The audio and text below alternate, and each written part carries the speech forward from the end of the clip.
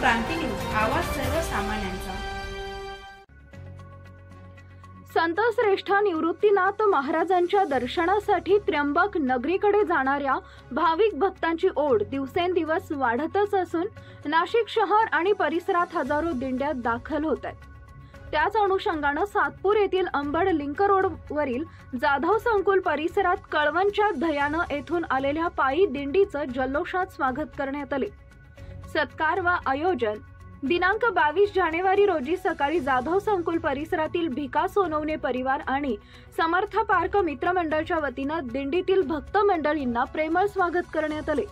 यावेळी दिंडीतील सर्व भक्तांना चहा आणि नाश्त्याची विशेष सोय करण्यात आली होती। दिंडीचे प्रमुख हेमंत महाराज पाटील यांनी आपल्या प्रभावी कीर्तन व भक्तिगीतांद्वारे उपस्थित भाविकांना मंत्रमुग्ध केलं। त्यांनी भक्ती मार्गाचा संदेश देत आध्यात्मिक ऊर्जेने सर्वांना प्रेरित केले। प्रमुख उपस्थिती आणि सहकार्य दिंडीच्या स्वागतासाठी माजी नगरसेवक मधुकर शेठ जाधव, साठे महाराज, भिका सोनवणे परिवार तसेच समर्थ पार्क मित्रमंडळातील सदस्यांनी मोठ्या उत्साहाने सहभाग घेतला।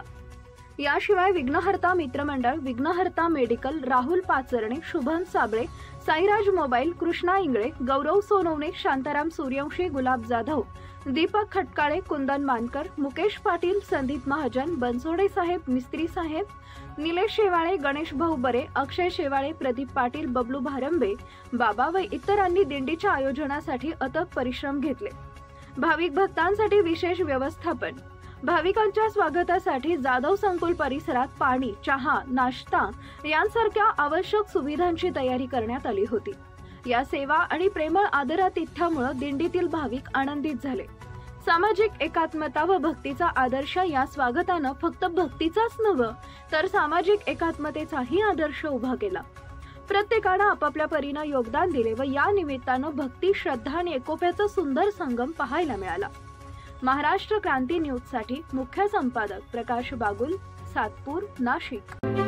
अशाच नवनवीन बातम्या पाहण्यासाठी आमच्या महाराष्ट्र क्रांती न्यूज या YouTube चॅनलला लाईक करा, सबस्क्राइब करा आणि बेल आयकॉनला प्रेस करा।